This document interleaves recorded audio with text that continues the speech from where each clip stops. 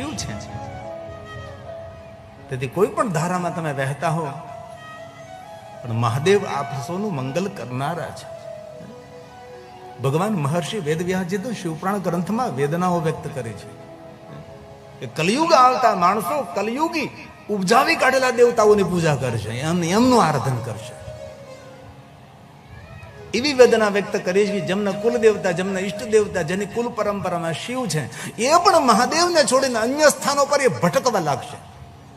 આવું ભગવાન મહર્ષિ વેદવ્યાસજી શિવ મહાપણા ગ્રંથમાં કહ્યું છે. એટલે આપ સૌને મારી પ્રાર્થના છે, મહાદેવ વગર જીવનો ઉદ્ધાર નથી. હમણાંજી કોઈ ચોક્કસ સંપ્રદાયના એક મહાત્માજી માળા શાસ્ત્ર ઉપર બોલતા હતા. મને ગમ્યું, બહુ સારું સંશોધન હતું તેનું. કાષ્ટની માળા, ચંદનની માળા, તુલસીની માળા, સ્ફટિકની માળા, ધાતુની માળા, અને પછી છેલ્લે તુલસીની માળા એ અટકી ગયા, એનાથી આગળ ન વધી ક્યાંય. છેલ્લે તુલસીની માળા પર એટલું બોલ્યા, ઘણું બોલ્યા, મને બહુ ગમ્યું. પણ પછી મને મનમાં ઈચ્છા એવી હતી કે આ રુદ્રાક્ષની માળા પર બોલે, પણ સંપ્રદાય તેની જીભ બાંધી લીધેલી. તેથી રુદ્રાક્ષની માળા પર એ મહાત્મા બોલી ન શક્યા. બસ તુલસીની માળા સુધી ગયા. પણ એને કહેવું જોઈએ, દુનિયામાં માલામાલ કરનારી કોઈ માલા હોય ને તો રુદ્રાક્ષની માલા હોઈ શકે, અન્ય માલા ન હોઈ શકે. પણ કોણ બોલે? પોતાનો જ વિસ્તાર કરવો છે, આટલી સંકુચિતતા. એ મહાત્માનું નામ આપી શકું છું, પણ એ મારે અહીંથી બધું ન કરે. પૂરું માલા શાસ્ત્ર છે. કોઈ પણ અન્ય માલાથી જાપ કરો તો મંત્ર સમાન ફળ આપે છે. પણ કોઈ દેવનો મંત્ર, કોઈ દેવીનો મંત્ર, કોઈ પણ ભગવાનનો મંત્ર જ્યારે રુદ્રાક્ષની માલાથી તમે જાપ કરો છો તો એ મંત્ર કોટી ગણું અધિક ફળ આપે છે. અને એક રુદ્રાક્ષની માળા પહેરો, બીજી રુદ્રાક્ષની માળા પહેરો તો 10 કોટી અધિક એ મંત્ર ફળ આપે છે. પછી રામનો હોય કે કૃષ્ણનો હોય કે દેવીનો હોય કે દેવતાનો હોય. પણ આટલી સંકુચિતતા. ઘણા લોકો અત્યારે એમ કહે છે કે ગિરિબાપુએ શાસ્ત્રને શસ્ત્ર બનાવ્યું છે. પણ તમે હરખા ન રહો તો પછી શાસ્ત્રને શસ્ત્ર બનાવવું પડે. તમે ખોટી વાતો સમાજની અંદર કરતા હો અને ખોટો વહેમ ફેલાવતા હો તો પછી શાસ્ત્રને પણ શસ્ત્ર બનાવવું પડે. તે બહુ હૃદયથી પ્રાર્થના છે મારી, કોઈ પણ સંપ્રદાયમાં આપ રચાયેલા હો, પણ મહાદેવને પર પ્રધાનપણે સ્વીકારજો. અને શિવ વગર આ જીવનો ઉદ્ધાર નથી. જેના જીવનમાં શિવની ભક્તિ નથી, શબ સમાન છે. આજે સતી મહાદેવનું કઠિન આરાધન કરે છે, શિવજીને પુકાર કરે છે. અને સતીનું તપ એટલું પરિપક્વ થયું કે દેવતાઓ સતીનો જયજયકાર કરવા લાગ્યા છે. અને દેવતાઓનો હંમેશા સ્વભાવ રહ્યો છે કે કોઈ તપ કરે તેનો જયજયકાર કરે, કોઈ મોટું દાન કરે તેનો જયજયકાર કરે, તેની પ્રશંસા કરવા લાગે છે. દેવતા હંમેશા જયજયકાર કરે છે. આ દેવોનો નિજી સ્વભાવ છે. તેથી કોઈ સત્કર્મ, કોઈ સારા કામો કરતું હોય અને તેનો જયજયકાર કરી તો સમજી લેવું આપણામાં દેવત્વ છે. ભગવાન મહાદેવને ખબર પડે. બહુ થોડા શબ્દો મારે આજ કથા બધી કહેવાની છે અને તે શિવ પાર્વતીના લગ્ન સુધી મારે કથા પહોંચાડવાની છે. હજી તો શિવ સતીના લગ્ન નથી કર્યા, આપણે શિવ પાર્વતીના લગ્ન કરવાના છે આજે. આમ તો કથામાં ઉત્સવ આપણે ઉજવતા નથી, પણ અમારે શ્રી જોબનપોતરા પરિવારની બહુ ઈચ્છાઓ છે તો પછી ઉજવીએ. બાકી ઉત્તર ભારતમાં આખું એક ઝુંડ તૈયાર થયું છે આ દેવતાઓને જે ઝાંખી બનાવે છે તેના વિરોધમાં. આપણા દેવતાઓને નચાવો નહીં, આપણા દેવતાઓનો રૂપ લેવાની જરૂર નથી. આવું એક બહુ મોટું જૂથ ચાલી રહ્યું છે, તેનો વિરોધ થઈ રહ્યો છે. દેવતાઓને નચાવો નહીં. ગણપતિ બનીને નાચે, કોઈ હનુમાનજી બનીને નાચે, કોઈ રાધા કૃષ્ણ બનીને નાચે, એના પર બહુ મોટો જબરો વિરોધ થઈ રહ્યો છે ઉત્તર ભારતમાંથી. એક આખું ગ્રુપ છે યુવાનોનું. તેથી કોઈ પણ પ્રકારની ઝાંખી, કોઈ પણ પ્રકારના ઉત્સવો આપણે કથામાં કરતા નથી. દેવતાઓ આપણી સામે નાચે, સારું લાગે, અને આપણે એને બેઠા બેઠા જોઈ.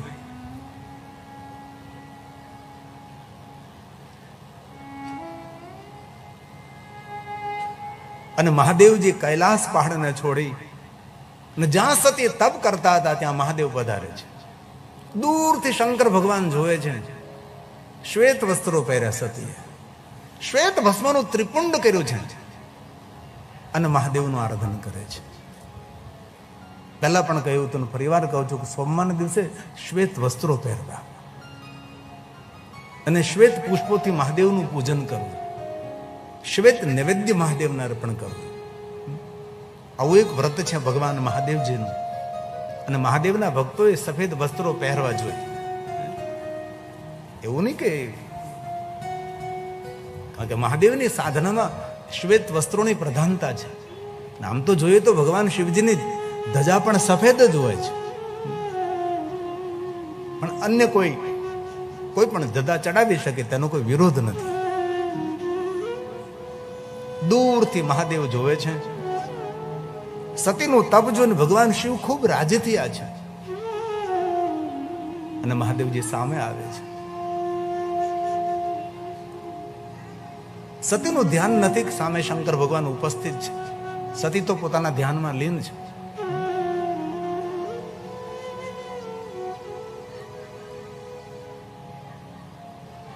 આજે ડોક્ટર ત્રિકાલદાસજી આપેલું પુસ્તક, તેની અંદર મૈત્રી ઋષિ અને મહાદેવનો સુંદર સંવાદ છે.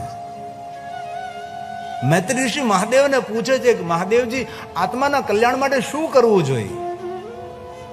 એના માટે ભગવાન શિવજી સુંદર માર્ગદર્શન કરે છે મૈત્રી ઋષિને કે જીવના કલ્યાણ માટે શું કરવું જોઈએ. શિવજીનો સુંદર સંવાદ છે.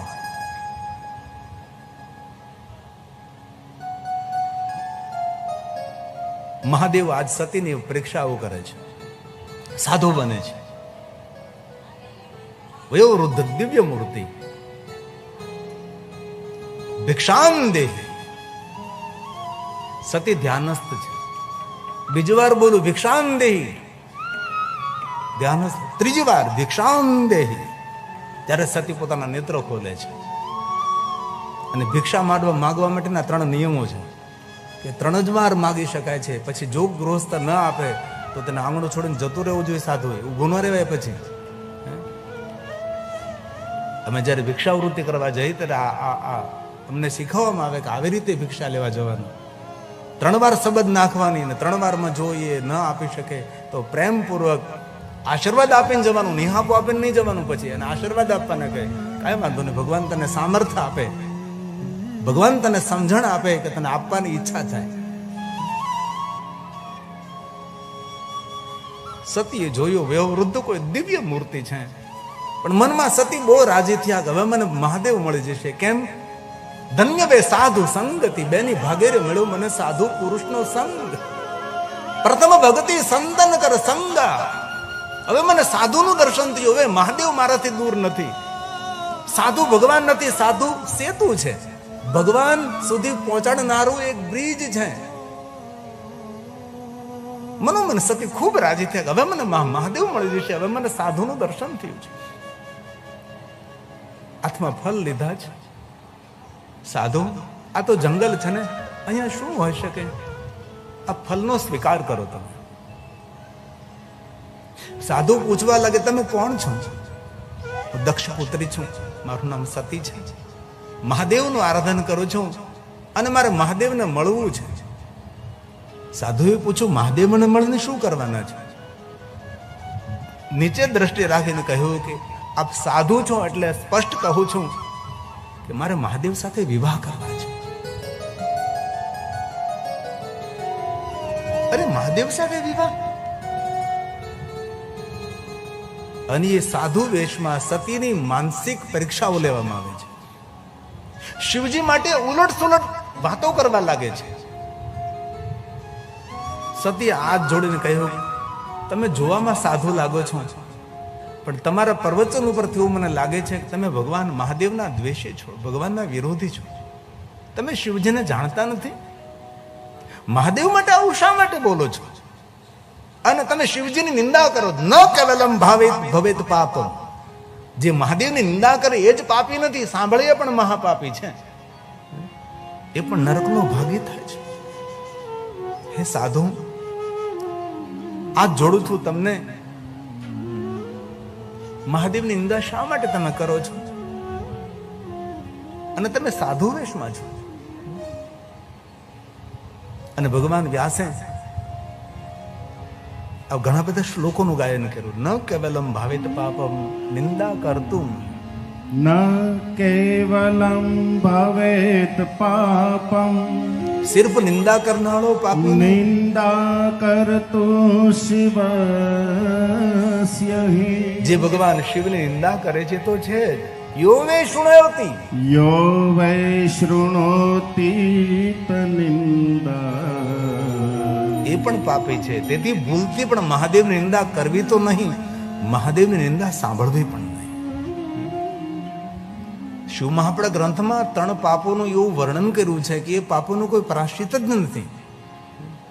એમાં પહેલું પાપ છે શિવ દ્રવ્ય અપહરણમ. ભગવાન શિવના દ્રવ્યનું હરણ કરવું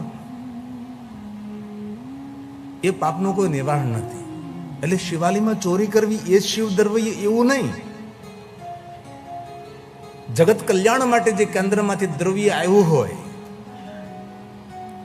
એ દ્રવ્યને પણ શિવ દ્રવ્ય જ કહેવાય છે. અને એ સમાજના વિકાસ માટે એ દ્રવ્યનો ઉપયોગ ન થાય અને આપણા સ્વયં માટે એ દ્રવ્યનો ઉપયોગ કરી લઈએ એ પણ શિવ દ્રવ્ય જ છે ને. કેન્દ્ર માટે દ્રવ્ય મોકલું, ભાઈ તમારા ગામના વિકાસ માટે, ઉત્થાન માટે એટલું તમને અમે ફંડ આપીએ છીએ ને, એ જો ના વપરાય નહીં એ શિવ દ્રવ્ય છે. એટલું જ નહીં સમજવાનું કે શિવાલીમાં જે ચોરી કરે, શિવજીના નામથી એકત્ર કરેલું દ્રવ્ય એ તો શિવ દ્રવ્ય છે જ, પણ જગત કલ્યાણ માટે આવેલું ધન એ જગત કલ્યાણ માટે ન વપરાય ને આપણા માટે વાપરી નાખીએ એ શિવ દ્રવ્ય કહેવાય. અને એનું કોઈ નિવારણ નથી. અને મહાદેવના જે ભક્ત છે, નિંદા જ શુભ, મહાદેવના જે ભક્ત છે એમની જો નિંદા કરે છે, નિંદા ચ શુભક્તા, એમનું કોઈ નિવારણ નથી. તેથી શિવ દ્રવ્યોનું હરણ ન કરવું, શિવની નિંદા ન કરવી અને મહાદેવના ભક્તોની નિંદા ન કરવી. આમ તો સુખી થવું હોય તો કોઈની નિંદા ન કરાય, દુશ્મનોની પણ નિંદા ન કરાય. નિંદા સમાન કોઈ પાપ નહીં, સત્સંગ સમાન કોઈ પુણ્ય નહીં. એક ઘડી આધી મેં પુણ્યાદ, એક થોડી વાર માટે સત્સંગ કરીએ તો પણ કરોડો યજ્ઞ સમાન પુણ્યની પ્રાપ્તિ થાય છે. તેથી જીવનનું હિત અને કલ્યાણ કરવું હોય તો જેટલો સમય મળે એટલો સમય સારા પુસ્તકોનું વાંચન કરીએ, પણ સત્સંગ, સજ્જનોનો સંગ કરીએ, સારા વિચારો કરીએ અને ભગવાનની કથા સાંભળીએ, એ પણ સત્સંગ છે. સતીએ વારંવાર વિનંતી કરી છે, પણ આ સાધુ મહાદેવની નિંદા કરે છે. અંતે સતીએ કહ્યું કે હે સાધુ, વયોવૃદ્ધ છો, દિવ્ય મૂર્તિ છો, વેશ સાધુનો છે, મર્યાદા રાખું છું. બાકી શિવ મહાપડ ગ્રંથની અંદર ભગવાન વ્યાસજીએ આક્રોશ વ્યક્ત કર્યો છે મહાદેવની નિંદા કરનારા માણસો માટે. હવે સતીએ નિર્ણય લીધો કે સાધુ, અમારી તપસ્થલી છે, પણ હું આપના મુખેથી નિંદા સાંભળવા તૈયાર, હું આ સ્થાન છોડીને જાઉં છું. અને એ સતી પોતાની તપસ્થલી છોડવા માટે તૈયાર થયા. અને કથા સાંભળ્યા પછી આપ સૌને હાથ જોડીને પગે લાગુ છું, આદતને છોડી દેવી, કોઈની નિંદા કરવી નહીં, સાંભળવી નહીં. જીવનનો મૂલ્યવાન સમય વ્યર્થ શા માટે વિતાવવો જોઈએ? આ દુનિયામાં તમને બધું મળશે, પણ ગયેલો સમય પાછો ફરીવાર દુનિયામાં કોઈને મળ્યો નથી અને મળવાનો પણ નથી. કોઈની સારી વાત થતી હોય તો સુર પુરાવો, કોઈની નબળી વાત થતી હોય ત્યાંથી ભાગો. એ બધું કરવાની જરૂર નથી આપણે. અને આપણે આ ધરતી પર હજારો વર્ષ નથી રહેવાના. આ 100 વર્ષની જિંદગી કઈ જિંદગી કહેવાય ભલામણ? સમય હાથમાંથી ક્યારે સરી જશે ખબર નહીં પડે. પસ્તાવો રહેશે ને આંખના આંસુઓ રહેશે. દરેક માણસે પોતાના જીવનના સમયનું મૂલ્ય કરવું જોઈએ, સમયનો ઉપયોગ નહીં, સમયનો સદુપયોગ કરવો જોઈએ અને સમયમાં રહેવું જોઈએ અને સમયને ઓળખતા પણ શીખવો જોઈએ. કોઈ પણ ક્ષેત્રમાં ટાઈમ મેનેજમેન્ટ બહુ મહત્વની વસ્તુ છે.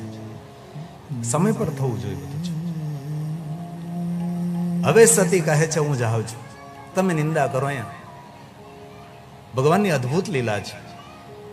મહાદેવનું એક નામ છે લીલાધર, લીલા વિશારદ ભગવાન શિવ છે. આ તો ભગવાન આપણા પિતા છે મહાદેવ. મા પાર્વતી આપણી મા છે, તેથી ઘણી બધી લીલાઓનું વર્ણન ન કરાય. બાકી શિવ અને પાર્વતીની લીલાનું જો વર્ણન કરીએ ને તો કોઈ દેવતા એના જેવી લીલા કરી ન શકે. એવા ભગવાન મહાદેવ છે, એવા ભગવાન શિવ છે. જગત માતુ જગત માતુ પિતુ શંભુ ભગવાન, માતા છે પાર્વતી દેવી, પિતા દેવો મહેશ્વર. જગત પિતરમ શંભુ, જગત માતરમ શિવા. આપણા સૌના માતા પિતા શિવ અને પાર્વતી છે. એની લીલાનું વર્ણન ન કરી શકાય. અદ્ભુત લીલાઓ કરે છે.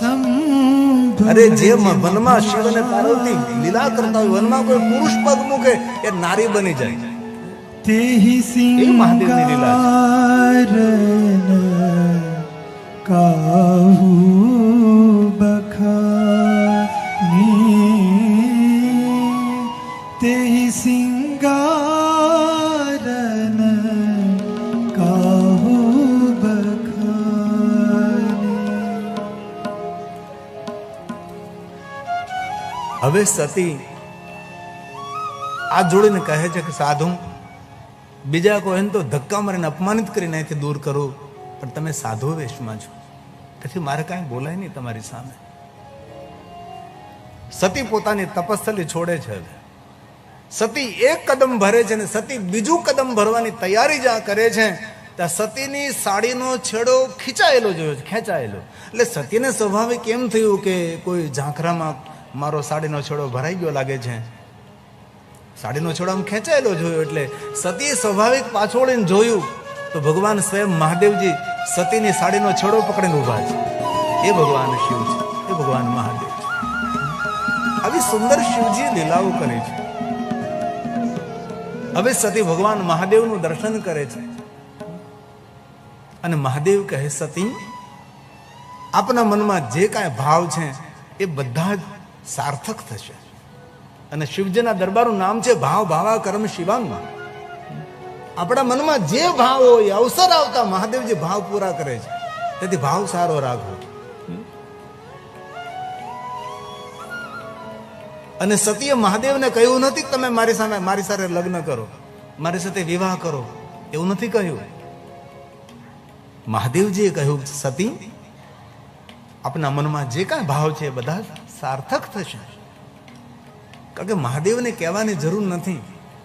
એ તો આપણે સૌ શિવાલય જઈને ભગવાન આગળ બધું માગીએ છીએ, માગણી કરીએ છીએ, અને પાછા ઉપરથી કંઈક તું તો અંતર્યામી છે, તો એને ખબર જ છે, તો પછી તારે માગવાની શું જરૂર હતી?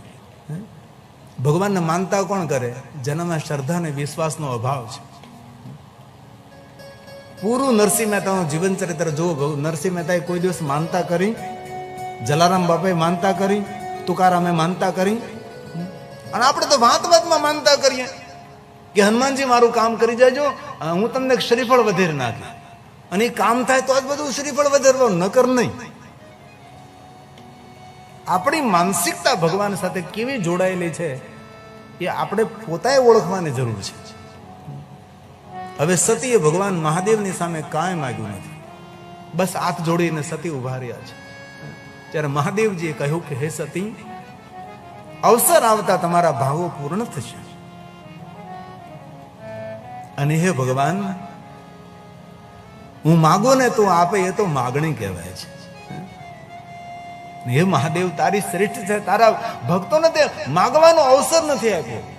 ક્યાં ક્યાં નિંદિયા, ક્યાં પ્રમાણ દે, બસ ગયે ત્રિલોક પ્રભુ તેર દાન છે. માગે ને આપે ને એને દેવ કહેવાય, ને માગ્યા વગર જે ઢગલા કરે ને એને મહાદેવ કહેવાય છે. આપણી યોગ્યતા પ્રમાણે આપે દેવ છે, ને આપણી યોગ્યતા ન હોય તો પણ હંમેશા આપતો રહે એને મહાદેવ કહ્યા છે. ભગવાન, હું માગું ને તું આપે તો માગણી કહેવાય છે, પણ હું માગ્યા વગર જ્યારે તું આપે છે ને એ જ તારી સાચી લાગણી છે. મહાદેવ, તારી પાસે માગવું નથી પડતું, માગ્યા વગર તું આપે છે. ઉપમન્યુ ઋષિ ભગવાન મહાદેવની સાધના કરવા માટે ગયા હતા. ત્યારે માતા તપસ્વીની દેવીએ કહ્યું કે ઉપમન્યુ બેટા, ભગવાન મહાદેવ એવા દેવ છે કે બધું તને આપશે, તારી નિર્ધનતા, તારી દરિદ્રતા બધી દૂર શિવ કરશે. ધન નિર્ધન કો દેત સદાહી, જો કોઈ જાસે હો ફલ પાહી. ઉપમન્યુને જ્યારે મહાદેવ મળ્યા છે ત્યારે ઉપમન્યુએ ભગવાન આગળ ધન માંગ્યું નથી. વાસ્તવિક રીતે તો નિર્ધનતા દૂર કરવા ઉપમન્યુજી મહાદેવનું આરાધન કરતા હતા. પણ જ્યારે શંકર ભગવાન તેમની સામે ઉપસ્થિત થાય છે ત્યારે ઉપમન્યુએ માગ્યું નથી. મહાદેવે કહ્યું, ઉપમન્યુજી માગો મારી પાસે. નહીં માગ્યું. અને વારંવાર કહ્યું ત્યારે ઉપમન્યુએ કહ્યું કે ભગવાન મને અવ્યભિચારની ભક્તિ આપો. એવી મારે તમારી ભક્તિ કરવી છે કે મારી ભક્તિમાં તમારી પાસે તો કઈ માગવાની ઈચ્છા ન હોય. અવ્યભિચારણી. આપણે શું ભક્તિ કરીએ પણ આપણી ભક્તિનું નામ છે વ્યભિચારની ભક્તિ. આપણે સંસારિક કેટલી કામનાઓ ભગવાન આગળ વ્યક્ત કરીએ છીએ, જે ભક્તિમાં મોક્ષ અને મુક્તિની પણ કોઈ ઈચ્છા ન હોય. બિનશરતી શરણાગતિ જેને ભગવાનની સ્વીકારી છે એવી ભક્તિને અવ્યભિચારની ભક્તિ કહેવાય છે અને એને સદભક્તિ કહેવાય છે. આજે શિવ અને પાર્વતીના વિવાહનો ઉત્સવ છે એટલે આ બધા હવે આમ તડામાર તૈયારી કરે છે. એને હું કથા કરું છું ખબર જ નથી. અને એક સરખા કપડા આજ પહેરીને આવ્યા છે બધા. શ્રી જુબનપુત્રા પરિવારને ખૂબ તાલીઓડે વધાવીએ આપણે. શિવ પાર્વતીના વિવાહનો ઉત્સવ ઉજવવાનો છે એટલે એના બધા મૂડમાં છે.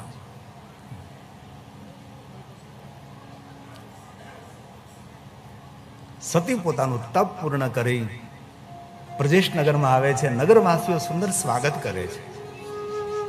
અમારા રાજાની પુત્રી તપ કરીને આવે છે. નગરના માણસો પુષ્પની વૃષ્ટિ કરે છે. શેરી વળાવે સજ કરું પધરાવો ફૂલ. ગાવું નથી એવું આપણે કઈ. નગર આખો સન્માન કરે, પુષ્પની વૃષ્ટિ કરે, જય જયકાર કરે સતીનો.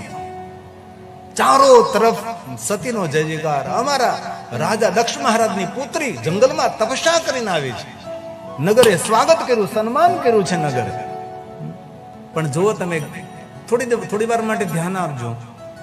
એ સતી છે જ્યારે શંકર ભગવાનની સાથે તેના વિવાહ થાય છે અને જ્યારે દક્ષ મહારાજ યજ્ઞ કરે છે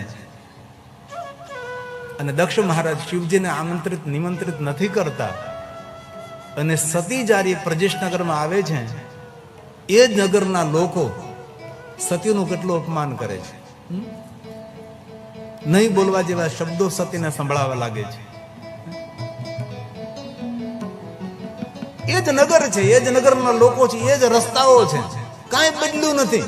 એના એ જ લોકો છે જે સતીની ઉપર પુષ્પની વૃષ્ટિ કરતા હતા, સતીનો જયજયકાર જે લોકો કરતા હતા, એ જ લોકો આજે સતીની નિંદા કરે છે.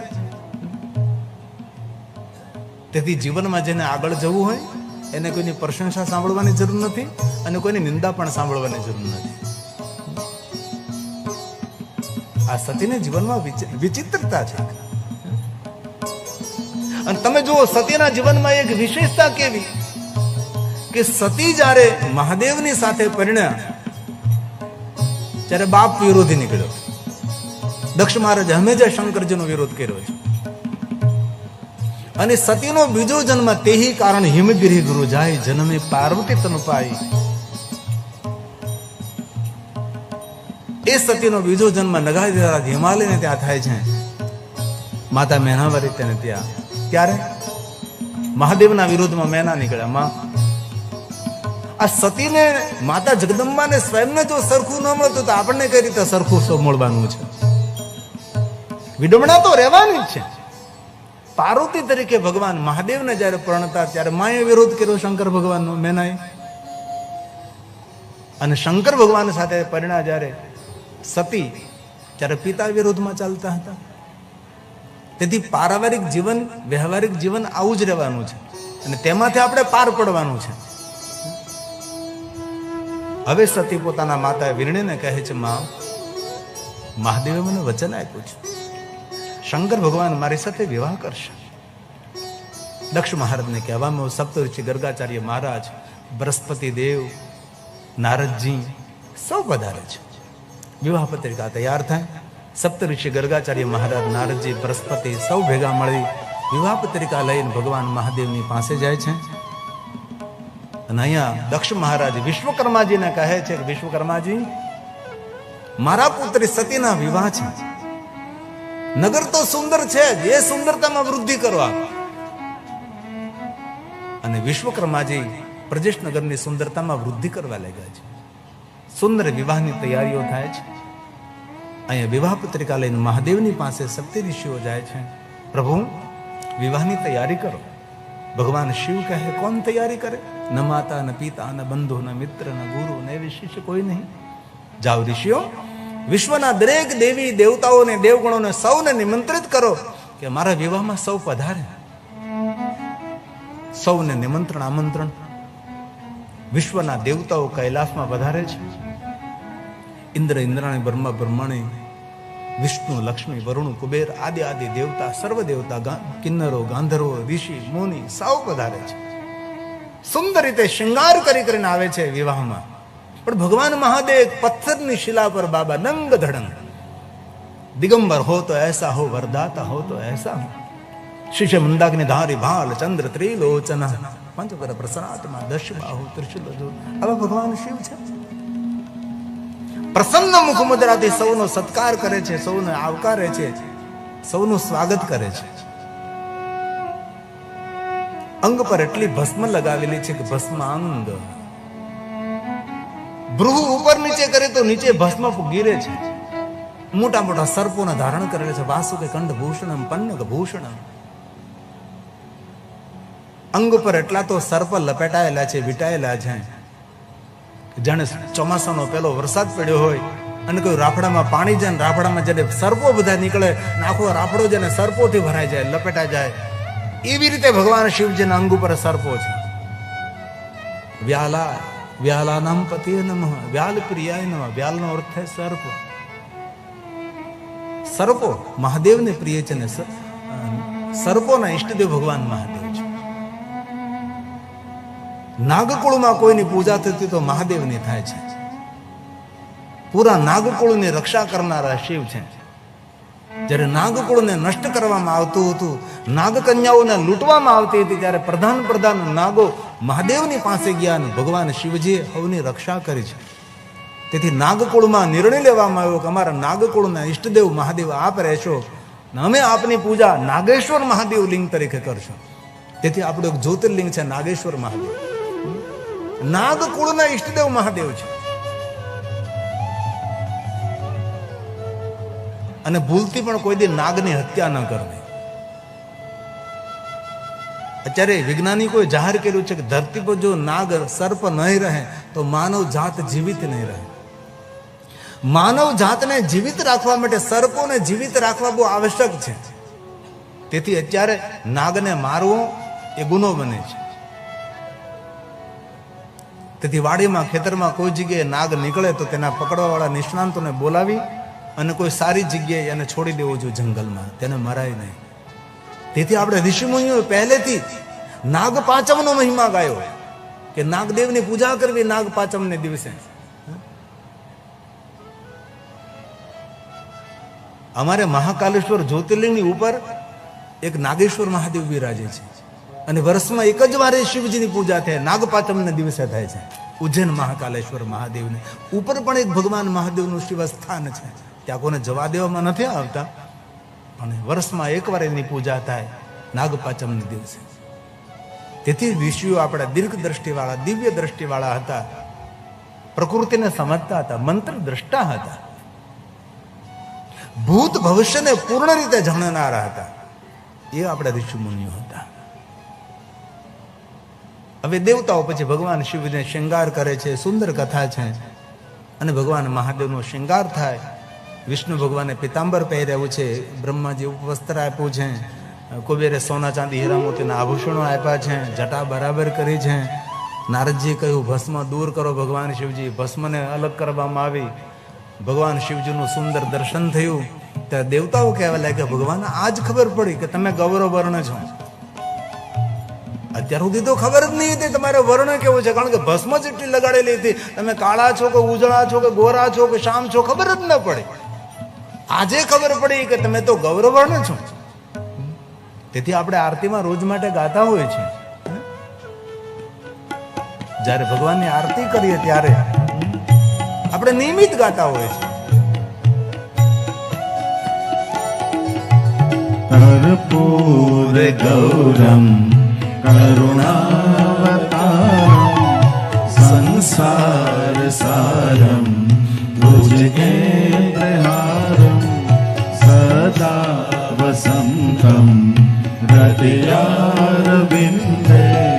भावम भवानी सहितं नमामि भावम भवानी સહિતમ નમામિ. ભગવાન શિવજીના રૂપ અને સ્વરૂપનું વર્ણન છે. એવું નથી કહ્યું કે આ બોલતી વખતે કપૂર સળગાવવું જ, પણ ખબર નહીં આપણું બંધન થઈ ગયું કે આ બોલતી વખતે કપૂર સળગાવી જાય આપણે. આ તો ભગવાન શિવજીના રૂપ અને સ્વરૂપનું વર્ણન છે. એવું કે આપણે બંધન નથી કર્યું આ બોલતા સમય કપૂર સળગાવવું જ. દક્ષિણ ભારતના બધા મંદિરોમાં કપૂર સળગાવવાનું બંધ કરી દીધું, કારણ કે ત્યાં આખો દિવસ કપૂરની આરતી થયા કરે. ત્યાં એક નિયમ છે, કોઈ પણ દર્શન આવે એટલે અર્ચન કરવાનું, એટલે આખો દિવસ કપૂર કપૂર કપૂર. એટલે મંદિરો કાળા થવા લાગ્યા, ભગવાનના વાઘા કાળા થવા લાગ્યા, અને ઘણા પૂજારીઓને ફેફડાના રોગ થયા, કારણ કે કપૂરમાં તો એટલો ધુમાડો નીકળે એટલે નાકમાં જાય. કેટલા જે મંદિરના પૂજારીઓને ફેફડા ખતમ થઈ ગયા. પછી ત્યાં પૂજારી મંડળ, આચાર્ય મંડળે નિર્ણય લીધો કે આપણે કપૂર સળગાવવાનું બંધ કરો. તેથી ત્યાંના મંદિરોમાં કપૂર સળગાવવાનું બંધ કરી દીધું. તેથી એવું કોઈ નથી કે આ બોલતે સમય કપૂર સળગાવવું જ. આ તો ભગવાન શિવજીના રૂપ અને સ્વરૂપ અને સ્વભાવનું વર્ણન છે. દેવતાઓએ મહાદેવનો જય જયકાર કર્યો, નંદી પર સવાર થયા, સુંદર મંત્ર અને મુહૂર્ત સાથે, ગાયોનો સાથે, સુંદર વાદ્ય અને નૃત્ય સાથે ભગવાન શિવ પ્રજેશ નગરમાં પધારે. નગરવાસીઓ સુંદર સ્વાગત કરે છે. વિવાહ મંડપને દ્વારે આવે, ભગવાનનું સ્વાગત થાય, વિવાહ મંડપમાં પધારે છે. નારદજી દક્ષ મહારાજને કહે છે, આપના પુત્ર સતીને વિવાહ મંડપમાં પ્રવેશ આપો. વિવાહ મંડપમાં પ્રવેશ થયો છે, પુષ્પમાળા વિધિ થઈ છે, સુંદર શિવ અને સતીના વિવાહ થયા છે. અંતે પ્રજેશ દક્ષ મહારાજે પોતાના પુત્રે સતીને ભગવાન મહાદેવ સાથે વિદાય આપે છે. શિવ અને સતીના વિવાહ થયા, કૈલાસના દ્વારે પધારે. કોણ સ્વાગત કરે? ભગવાન વિષ્ણુજી અને લક્ષ્મીજીએ શિવ અને સતીનું વિવાહ સમયે સ્વાગત કર્યું છે કૈલાસમાં. ભગવાન વિષ્ણુને ખૂબ અવસર મળ્યો છે, લક્ષ્મીજીને ખૂબ અવસર મળ્યો છે. શિવ મહાપડ ગ્રંથમાં વિષ્ણુ પત્ની લક્ષ્મીની શિવ ભક્તિનો ખૂબ મહિમા છે. ઘણા સમય પહેલા 2009માં હું કાશીમાં ગયો હતો કથા કરવા માટે. એમાં એક આશ્રમમાં જવાનું થયું. ત્યાં એક પ્રવચનકાર દાદા હતા, અને સુંદર પ્રવચન કર્યું. મહાદેવ માટે ઘણું સારું બોલ્યા, એમ એટલું સરસ બોલ્યા મહાદેવ માટે. સ્ફટિક ખૂબ રાજી થયા જેવી વાત હતી. અંતે એક પંક્તિ બોલી ગયા કે મહાદેવની ભક્તિ કરવાથી લક્ષ્મી ન મળે. મેં કીધું આ ખોટું કર્યું. જેને જરૂર છે જ ન મળે તો પછી ભક્તિ કરવી હું જોઈએ. પછી મારે 2 શબ્દો બોલવાના હતા. મેં તરત કહ્યું કે આ દાદા બહુ સરસ મહાદેવ માટે બહુ સારું બોલ્યા, બહુ સ્ફટિક બોલ્યા, પણ દાદાએ કહ્યું કે મહાદેવની ભક્તિ કરવાથી લક્ષ્મી ન મળે. એ વડીલની દ્રષ્ટિએ સાચી વાત છે, એકદમ સાચી વાત છે કે મહાદેવની ભક્તિ કરવાથી લક્ષ્મી ન મળે. પણ એટલું ચોક્કસપણે હું કહી શકું છું કે મહાદેવની ભક્તિ કરવાથી લક્ષ્મી ન મળે, પણ વિષ્ણુ પત્ની મહાલક્ષ્મી કૃપાનો વરસાદ વરસાવે. કોઈ કમી ન રહે તેના જીવનમાં, કોઈ વસ્તુનો અભાવ ન રહે. એ મહાદેવ છે. તે મહાદેવ પ્રત્યે સમાજમાં શા માટે ખોટી વાતો ફેલાવવી જોઈએ આપણે? ભગવાન વિષ્ણુ અને લક્ષ્મીજી, ભગવાન શિવ અને સતીનું સુંદર કૈલાસમાં સ્વાગત કરે છે. સુંદર આસન ઉપર બિરાજમાન કર્યા, અને દેવતાઓ મુહુર મુહુર ખૂબ પ્રશંસા કરે છે. દેવતાઓ પાસે શીખવા જેવું છે કે કોઈના વિવાહ પ્રસંગમાં જાય ને તો ખૂબ વખાણ કરવા. ભાઈ ખૂબ સુંદર વ્યવસ્થા, ક્યાં ભોજન, ક્યાં વ્યંજન, ક્યાં સુવિધા, ક્યાં ક્યાં વખાણ કરો કોઈના લગ્નમાં, વખોડો નહીં કોઈના લગ્નને. આપણે કોઈના પ્રસંગોની શોભા વધારવા જાય છે અને પત્રિકામાં લખીને તમને આપે છે કે અમારા પ્રસંગની શોભા વધારવા આવજો એમ કહે છે. શોભા ઘટાડવા આવજો એવું નથી કહેતા ને. અને પછી દેવતાઓ આગ જોડી જોડી મહાદેવને પ્રણામ કરી કરીને પોતાના લોકમાં વિચરણ કરવા નીકળી જાય છે. અને શિવ અને સતીએ સુંદર વિચરણ કર્યું છે. આટલું સુંદર વિચરણ કરતા કરતા કુંભજ ઋષિના દ્વારે આવે છે. મહાદેવજી સતીને ઓળખાણ આપે છે, અગત્ય મહાત્માનો મહિમા ગાય છે, ઋષિની શ્રેષ્ઠતાનું વર્ણન કરે છે. અને શિવ અને સતી કુંભજ ઋષિના દ્વારે જાય છે. રામચરિત માનસમાં પણ આ કથા છે અને શિવ મહાપડા ગ્રંથમાં પણ છે. આશ્રમમાં પ્રવેશ કરે, સુંદર આસન આપે છે. ભગવાન મહાદેવ કહે છે, કુંભજી પ્રભુ રામની કથા કહો. રામ કથા મુનિ બર્જ બખાની. એક એક પાત્રોને ઉપછાવી ઉપછાવીને કથા કહી છે. સુની મહેશ પરમ સુખ માની. રામચરિત માનસમાં વારંવાર પ્રસંગ સાંભળ્યો છે. આ તુલસીનો પ્રસાદ છે.